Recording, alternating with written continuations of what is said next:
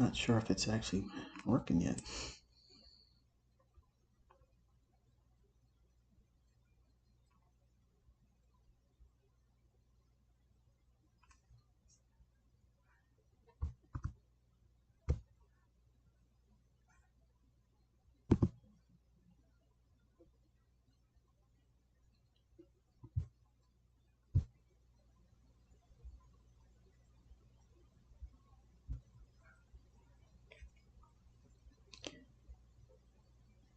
Okay, I'm not sure if y'all can hear me or see me, but bear with me 1 second.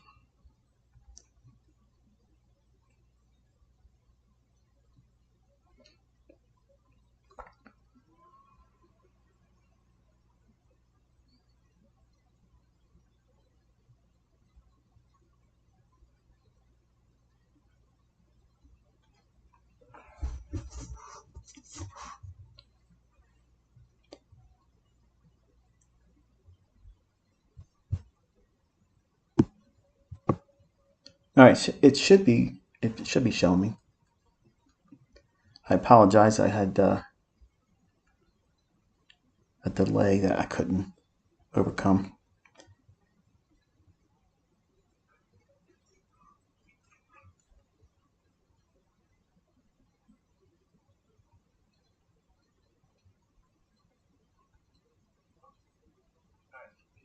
Yeah, okay. I hear myself jawboning now. So we are looking at FOMC. I will be doing this each month this year, by the way, so that way it's not like a one-trick pony. I want to show you why I don't like to trade these days, even though you saw me get lucky this morning. I'm just worrying about providing something to keep you guys held at bay. So I'm looking at the 40.91 and a quarter level. It's too smooth. Now, do we run through that, reject it, and trade back lower? That I don't know. Like, I really don't know.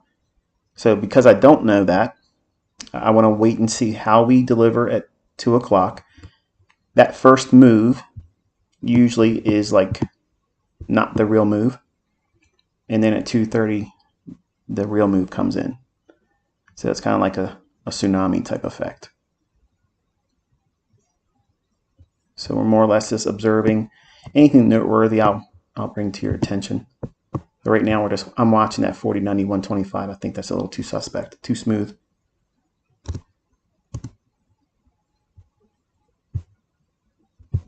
A lot of action hounds out there like to trade this and gamble. Not me.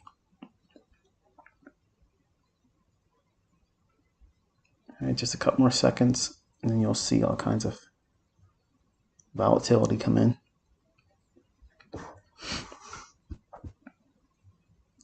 And here we go.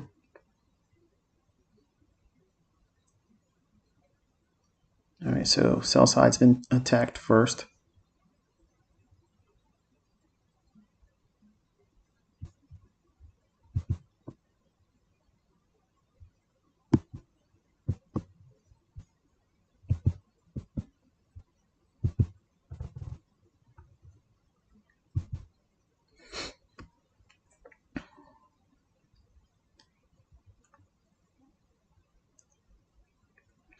Now, what I'm looking at here, and I find a little bit interesting, is how we're starting the show off right now with this high wasn't taken out. And this high actually is the consequent encroachment of the new week opening gap. So we didn't go above it. We left relative equal highs here. So here and 40.91 and a quarter buy side, I'm watching how they engage that. Nothing in here is tradable. All we're doing is observing where liquidity is and how the market wants to reach for it and what it does once it does so. So let's see if it wants to swipe above 40.82 and 40.92.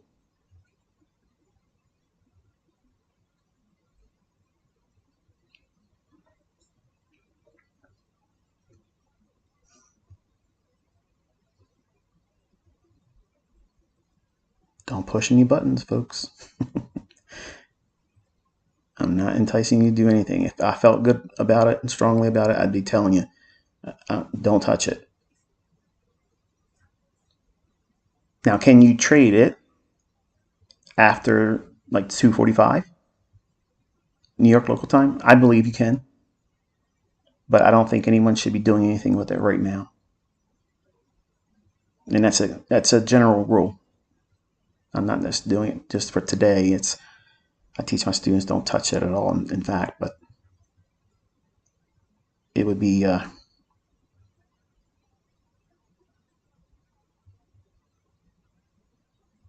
entirely misleading if I said I didn't ever trade it after 2:45. And there's examples of me having done so. But I don't know what it's going to do beforehand. And because of that, that's a gamble. It's not even 50-50 in my opinion. I'm more likely to be wrong. That's how I treat it. So it's a matter of just let the market do what it's going to do. And after the 2:30 portion, because it's a two-stage event for FOMC. This move here, and then the real move at 2:30. And you'll most likely see that in about 27 minutes.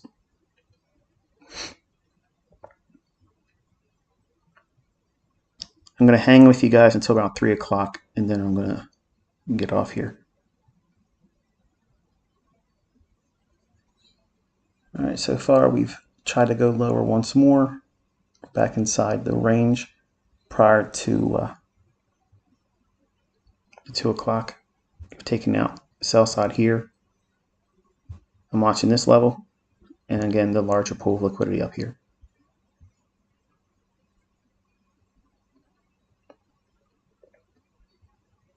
What's the benefit of doing this, ICT, if you're not going to trade it?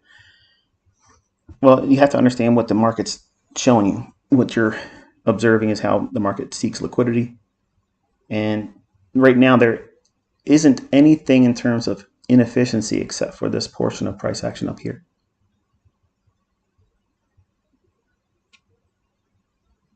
This is buy side.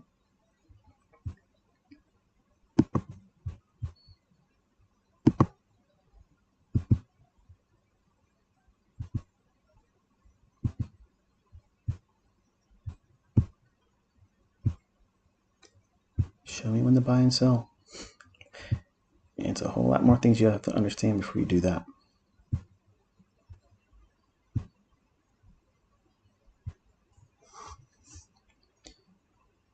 So we've had a bit of, like that, 20, 25 handles or so from the high here, and really no follow through yet.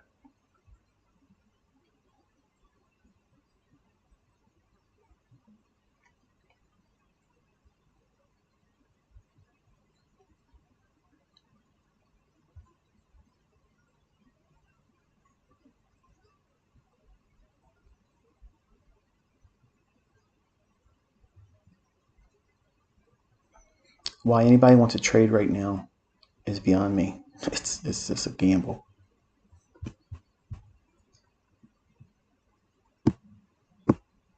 These levels are actually a smaller PDA rate. It's not important anymore. So I'm just going to use the levels, or lines rather, and annotate the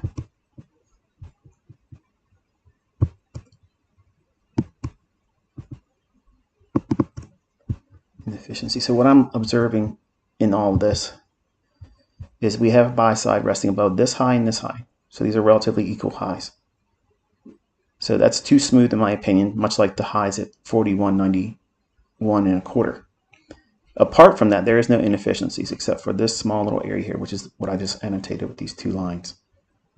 So above this level here, if it reaches for buy side, I'm not saying we are. I'm just saying I'm observing it just like you. I'm studying it because I want to try to get some insight leading up to the 2:30, and then at 2:30, between 2:30 and 2:45, I might be able to see something that would be a case study. I don't want to call it a trade because it's going to entice you all. Okay, I'm getting my orders ready to put it in for a live trade. Don't do that.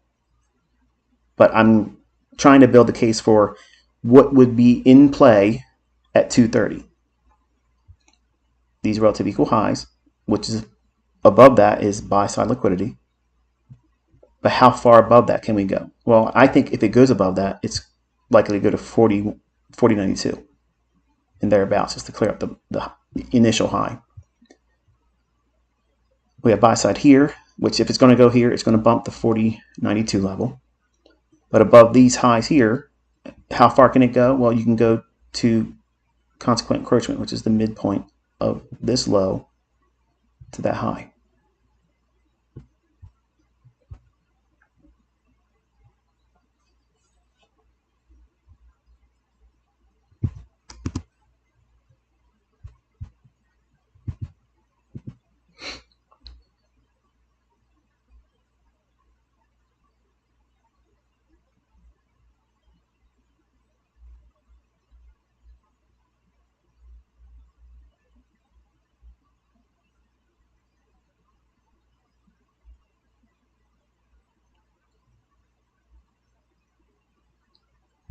Right there's consequent encroachment I just mentioned.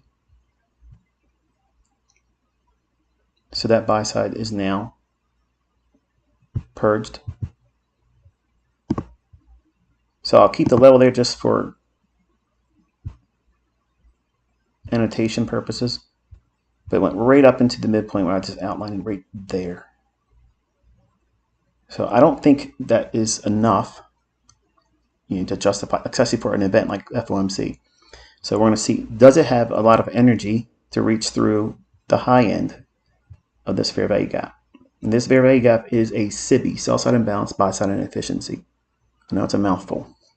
It means just simply that this candle was a delivery on the downside, so it's offering sell side. So it's sell side imbalance, buy side inefficiency. It's inefficient in its ability to offer anything except for downside. So the way it's repriced to, which is about to happen here, it'll go up and touch the top of that level here. Well, there you go. Now that's repriced. That's not rebalanced. That's not rebalanced at all. It needs to leave this range, try to go to it here and go lower, or go above it, come back down, and then rally. So the only thing it's done now is just repriced back to this. It's not balanced. Okay, as much as it may seem like it is, it's not. So I'm looking at this high here now, where retail traders have bet the farm on this going lower, and hey, they may be right today, but my mindset is always attack them. So buy side's above here.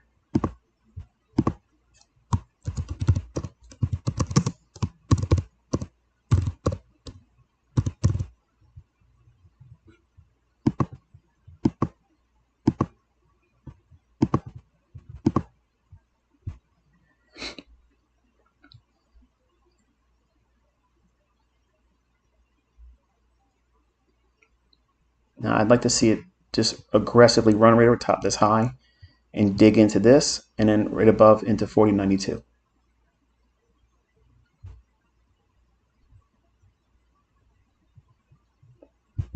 The reason why I say that is because look how many times the market has traded below old lows. These lows, we traded through it here. This low was traded to it here. This low was traded through here and rejected, leaving this high and that high, which is what I had here lined up for buy side. We reached into that. I mentioned that we would go into this SIBI. This candle's low, this candle's high. So midpoint of that's consequent encroachment. You saw it deliver there and then deliver to the high end of it now. Now watch what we see here. We've completely went above, and now we're leaving this range. Now it becomes noteworthy because if we have a willingness to trade away from it and come back onto it one more time, and it shows a willingness to not go back inside these two blue lines, that would be, in my opinion, but it's too early because 230 is the real move. That would be something that I would be interested in seeing if it could trade lower. I'm not suggesting that here. I'm just thinking out loud over top of the charts, and this is what we're going to be doing mostly 2 times a week this year. I'm going to read the price. I'll tell you what I think is going to happen, why it should happen, why it shouldn't do certain things. But do not take what I'm saying today as an invitation for you to be pushing the button either today or in the future FOMC. If I was confident that I was going to be able to go in here and just navigate without having any harm to me, I would simply just be doing it. I wouldn't be here talking about it over the chart with you. Yeah, I'd be in here pushing the button, recording it, and doing the whole business like you usually see me do.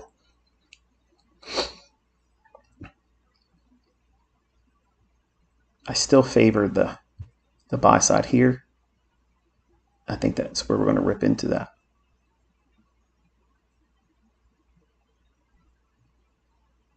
Now, what I want to see is exactly how we trade after this high and 40.92 is traded to. Do we explode through it and trade into the 41s? 4100 rather. I don't know, but I just know right now I'm observing this area right here. It looks just too clean. And it's this high here that had this high. And then we had all these attempts to go lower. You notice that? This low was pierced here. This low was pierced here. And then this low was pierced here at the 2 o'clock driver when it first hit, the first part of FOMC. Came back up to our pool liquidity we were looking for. Consequent encroachment, full repricing to the inefficiency here. And we've yet to go above this high. To me, any kind of staggering and I guess stalling shouldn't be trusted. I wouldn't trust any of it. And that's really the characteristic of this day, why I tell my students not to trade it. Because obviously if you're learning from me, chances are you're probably unseasoned as a trader and you're not really versed in terms of what it is you should be doing. And you're more inclined to want to push the button to get in here and to see what happens. This is a day where you don't want to push the button to see what happens because you'll find that it's extremely painful and it can move real quick against you. And your stop loss might not be all that much help to you. So that's the reason why I tell my students not to trade it. I get wise guys all the time say, oh, look at this trade I made. And ICT says, don't trade on that day, but here I am, I'm doing it. Okay, well, why didn't you do it live? There are always those kinds of guys. And that to me is irresponsible for a mentor, for anyone to come out and encourage new traders, new students. They have not proven themselves to be disciplined to engage in an environment like this. It's equivalent to trading like on non-farm payroll.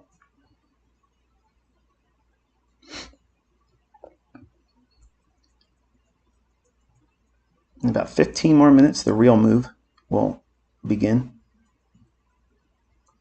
And it should be starkly different than what we've seen so far since 2 o'clock. Usually the second part that happens at 2:30, that's the one that brings the real motion.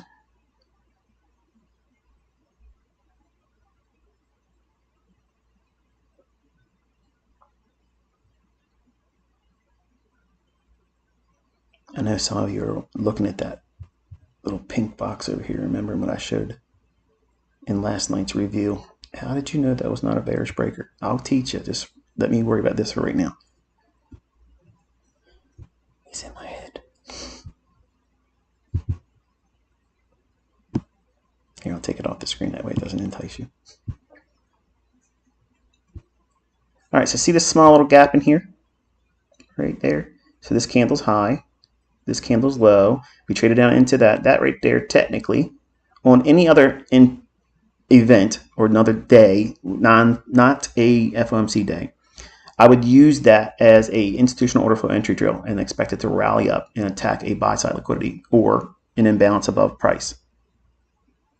But that right there, you're going to see a whole lot of that kind of stuff when I'm doing live tape reading with you. I'll say, okay, watch how the market responds and respects this specific area here. And you also will learn when you see me doing pyramiding, like when I'm buying, if I'm going long in something, and I'll do a core entry position that I'll start to trade with. Usually it's like 6 contracts. And then I'll go down to 3 on the second one, and I'll just do 1. Or if I'm really aggressive, I'll go 6, 4, 2, 1. And I'll build it up like that. You'll start seeing why I'm doing the pyramid entries where I'm doing, because it looks sometimes, especially if you're new, if you never really spent any time looking at what I'm doing or teaching, it'll look like it's just chasing price. When I'm buying, when the market's going against my trade direction, but it's going to specific price levels, which what I call is a PD array.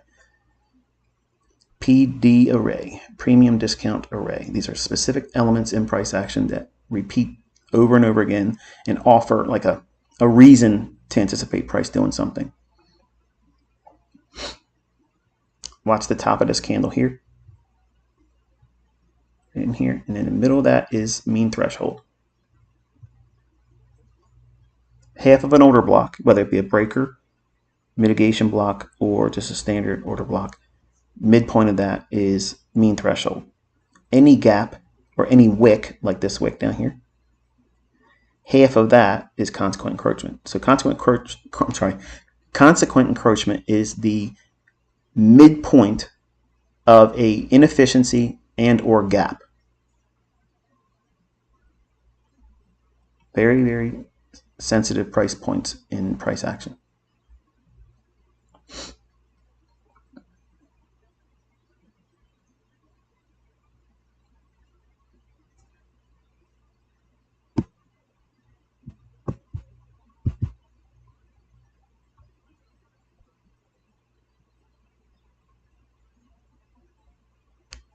In about 11 minutes, the mood is about to change.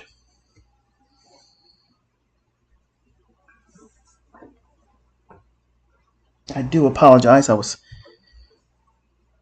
trying my best to get back to the house. I was doing something with our RV and it prevented me to get back here in time. I wanted to be here 1:45 and give you a little bit of a preamble, but I guess in a way it's better this way. I'll just go right into it. Just shy of mean threshold with this low here.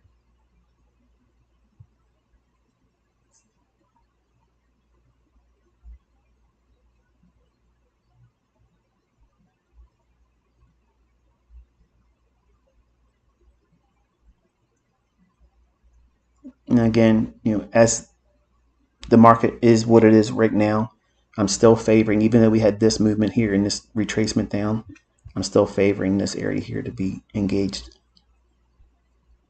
Do we go up there and reject? I don't know. Do we go up there and blow through it and trade into 4,100? I don't know. Which is, again, the reason why I'm telling you, be careful. If you make money on this, please don't tweet to me because I don't care. I'm going to say it's luck in my head, but I won't be rude and say anything to you in a tweet response.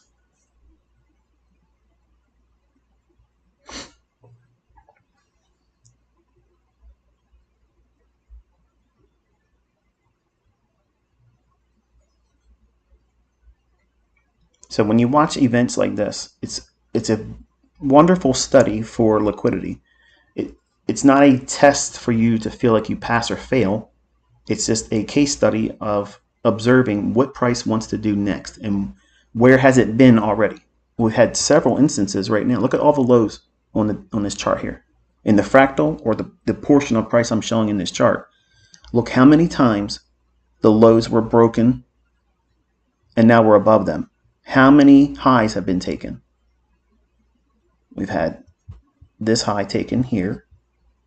You've had this high cleared with this one as well. This high has been cleared on this one. So we only had what? One high. This one impulsive price move right here has done all the work of clearing out this, this, and this. But what did it leave? This. And the high at 40.91 1/4. Which when I look at price like this, in my mind, I'm thinking, okay, the market's providing a reason for traders to trust those levels as what? Resistance. So when it looks like that, to me, it looks like Candyland, where the retail mindset, and let me preface it by saying, I might be wrong, okay? It may not ever even go up there. It could just completely cascade and go lower. And it's no harm to me. I'm not going to lose anything. I'm not going to be embarrassed because of it, because I'm telling you, I'm not going to push the button here. I don't want to be in this environment. But you want to learn how to read price action from me this year. So I'm going to do this every time we have FOMC. I'm going to be doing it also with non-farm payroll. You're going to have an immersive experience with me this year. But I'm thinking that 40.89 level, which is this one here, and the 40.91 level is priming. Okay, priming is where you more or less coax a certain mindset into being adopted. Okay, it's inducing the idea that this is trustworthy for the purposes of lending resistance. So when a trader with less experience looks at a market like this and they think, wow, the market really bounced down from those levels. So therefore what? I can go short and hopefully make a big move going lower during the FOMC. And I can feel safe that my stock could be placed above that 40.91 level or 40.89 And then when 2 o'clock comes, they're vanquished. That's what my mindset is right now. That's what I'm seeing. That's what I think. That's what I'm co-signing right now. If I'm wrong, it's irrelevant to me. I don't care. But if I'm right or wrong, it's engaging for you as a student to look at this. And when you get it wrong, should you get it wrong, go in and study what it actually did, and don't think to yourself, oh, I got that wrong. If I would have done this with money, I would have made this much or lost this much. That's the worst thing you can do with this type of day. Just like FOMC, it's like a carnival ride. You have no idea what the market's going to do. I have no idea what the market's going to do on this day, which is the number one reason why I want you to believe me when I tell you the best thing you can do is simply wait until 2:45, 2:45, or the last hour of trading. Then the normal routine kicks in, and that's fine. But I don't want to be a mentor that feels like I got to constantly encourage you to get into the marketplace. I'm trying to be the mentor that tells you you do want to cherry pick when you get in again, when you don't want to get in it, because there's a greater degree of risk in a market event day like this than that of any other regular day. Even a high impact news driver, apart from CPI, you can still trade them, and that's fine. But this type of day can rip your face off, and it could be tricky. It could many times give you the impression you got it figured out. Like for instance, I've already co-signed, and I believe that they're going to run that 40.91 level. That's what I'm subscribing to in front of all of you. I don't know how many people are watching me right now, but even if there isn't that many, later on you'll see the video because it'll be on my YouTube channel, and I'll either be correct or I'll be not correct. And either way, I don't care. But I want you to understand that one of the best things that could happen right now is for me to be wrong. And then I'll be able to beat my chest and say, that's why I tell you, don't do anything on that day. Because if the coach is himself not able to do it this day, why should you reasonably expect that you're going to be able to come through it without having any harm done to you? So I'm trying to be that kind of mentor. I'm not trying to be the guy that constantly gives you crack to give you a new high.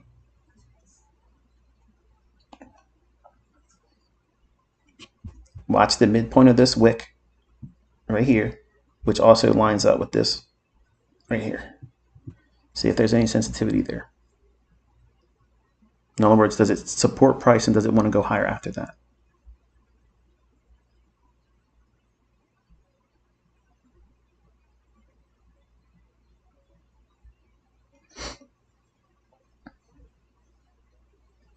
About, what is it, 4 minutes?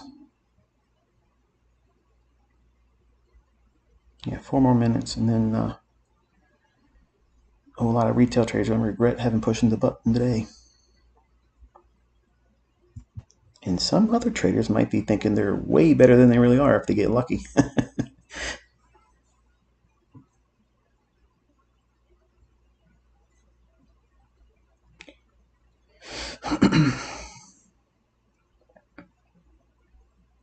Just a few more minutes, folks.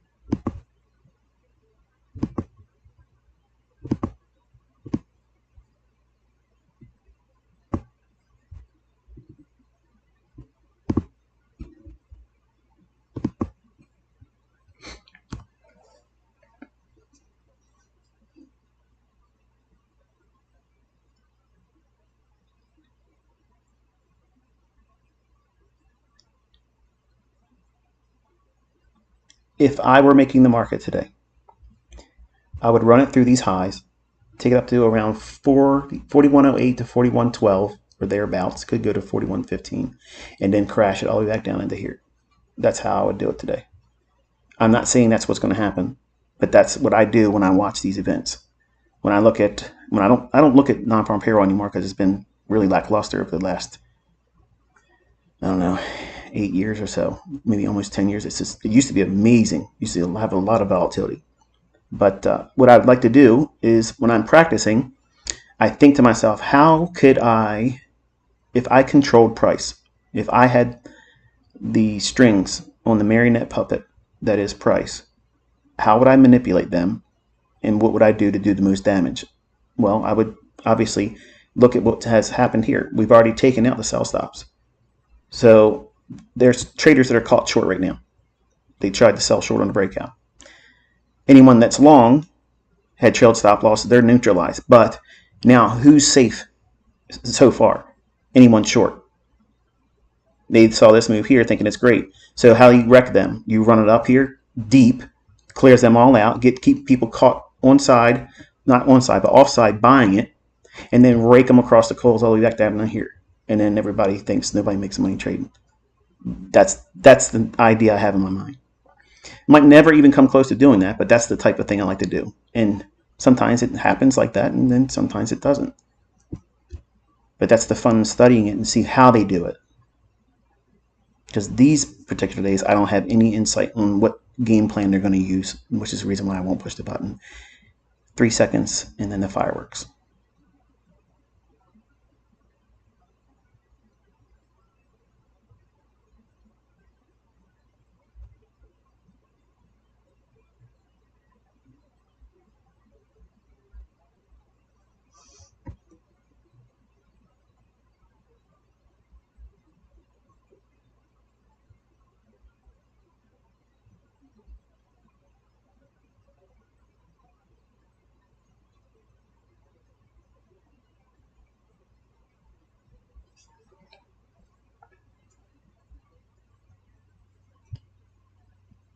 Watch midpoint of this wick.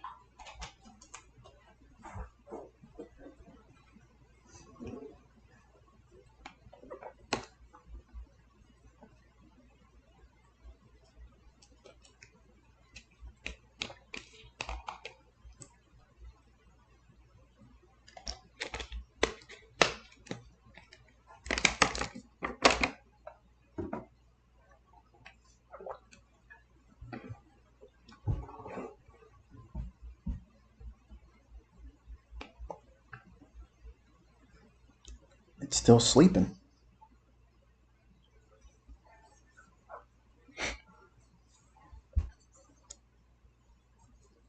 There we go. Got a little bit of movement here now.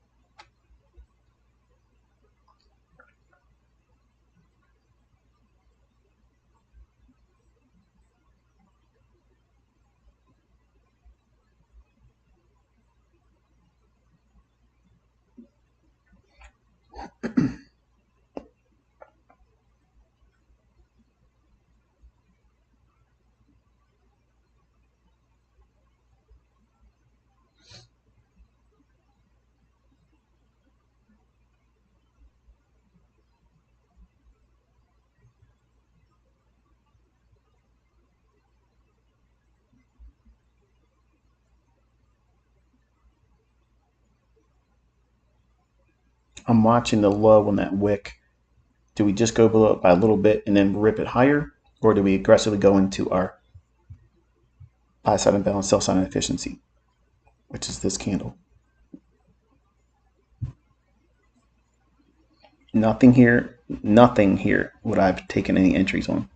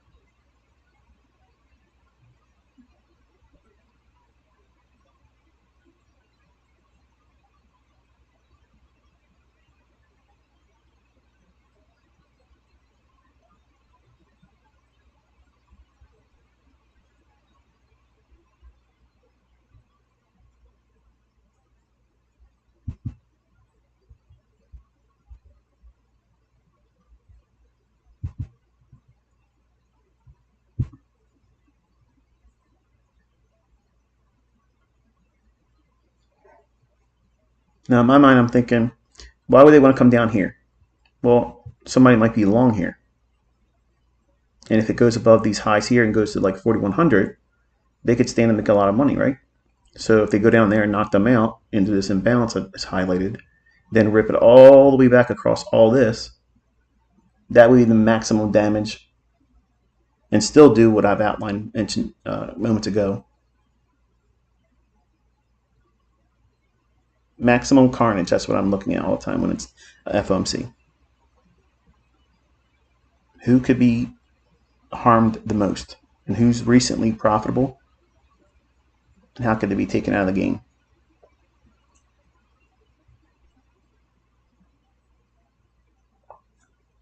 This small gap here, you want to see it go through that aggressively.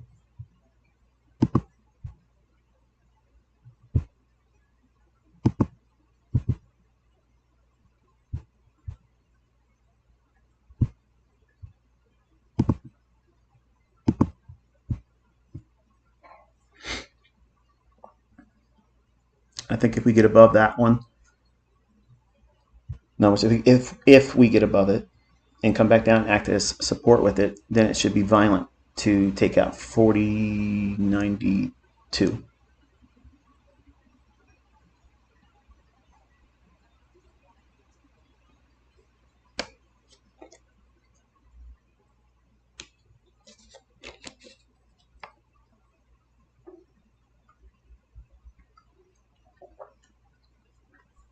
I see it as they're allowing shorts to feel safe. Remember those stops above 40.92 and 40.90, which will be one tick above this one here, and then 3/4 of a tick.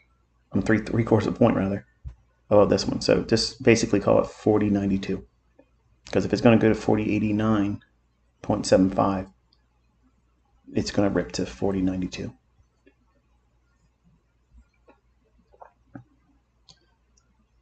You see how it just behaved right there?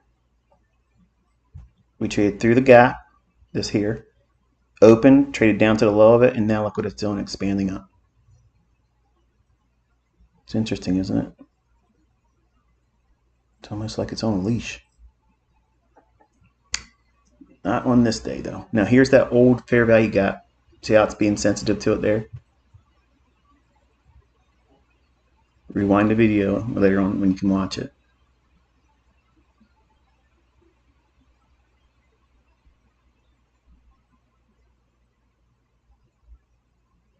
Now, that's unfinished business, okay?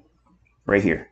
This high and the 40.92 level. That's unfinished business. This came all the way back up here. It's going to rip through them. And there you go there. And then there's the 92. Come on, punch it up there. Come on. I feel kind of bad because I really wanted to be wrong today.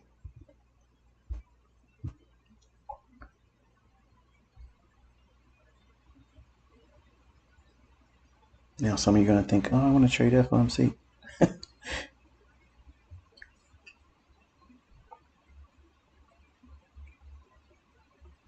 All right, so now look what this is here. We have the low, the high, the lower low. This is a breaker. It can accumulate more longs in this range here. What range specifically? Here to here. Expand that out here. So that's a breaker.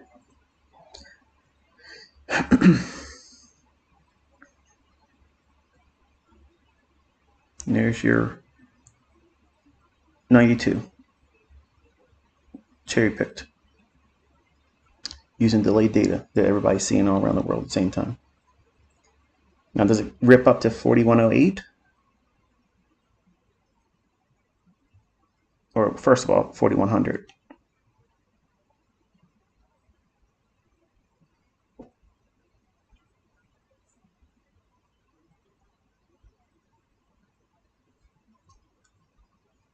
A lot of jaws are being dropped right now, aren't they? We have a whole year, folks. A whole year, Mr. Wizard. So right now, you want to screenshot this because it went to 4100. That's a nice run down off of fair value gap I outlined right here, real time. As it hit it, you watched it. I mentioned that we would see this area here act as support. Open, traded down to low, it expanded through. I wanted to see at least one down close candle in here, but it didn't offer it, so it's in a hurry to get somewhere. So I think 4108 and 4112 is doable, but right now, if you were asking me if this was any other day and I was in it trading it, I'd have just about everything off the position and a stop loss that would be extremely tight, which would be anywhere between 40.89 even to 40.88. And if it went down there, I'd be content and not want to go back in for any other thing. Looking for it to rip to 4108, 4112.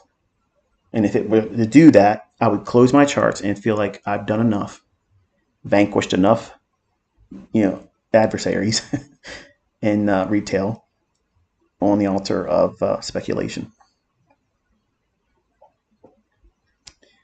Pretty fun, isn't it? No bull flags, no trend lines, nothing supply and demand, and no buying and selling pressure. All price action.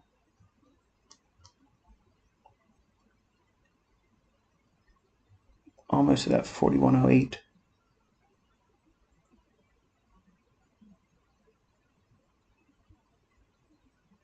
Come on, I got to at least fail somewhere today, right? 4108 does not get to that.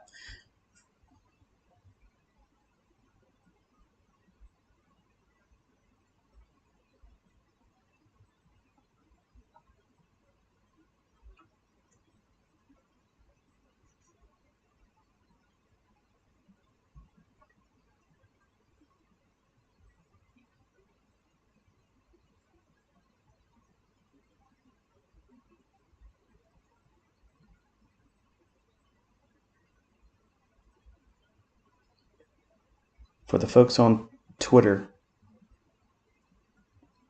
holler back at me if you watched this live.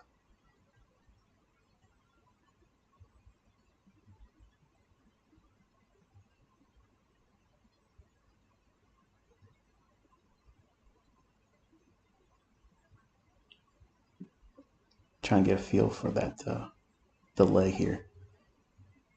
There we go. Even when I'm expecting to fail, I can call it. It didn't get to 4108. So the high on this move here is 4106. And watch the candle's wick midpoint right here, consequent encroachment. You want to see price stay above that.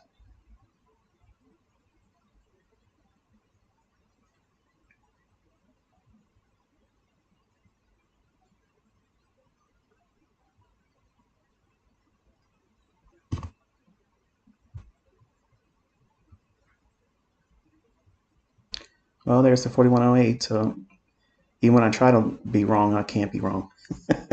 Good grief. 4112, bang. That's it. You're done. It's over. Okay? You've watched me do it. You watched it live. This is what we're going to be doing 2 times a week. Okay? Now, did you see me push a button? No. Did I outline everything, explain what it should do, what it shouldn't do? Yes. That's the part of this mentoring that you're not getting because you don't watch price action yourself. So watching it, having someone, hopefully, communicate it in a way where you can understand it, follow along without pushing the button. Okay? If you've followed this and you're long, get out of the trade. Okay? Just get out of the trade and be content. Don't tell me about it. Don't show me what you made. I don't want to know about it. Okay?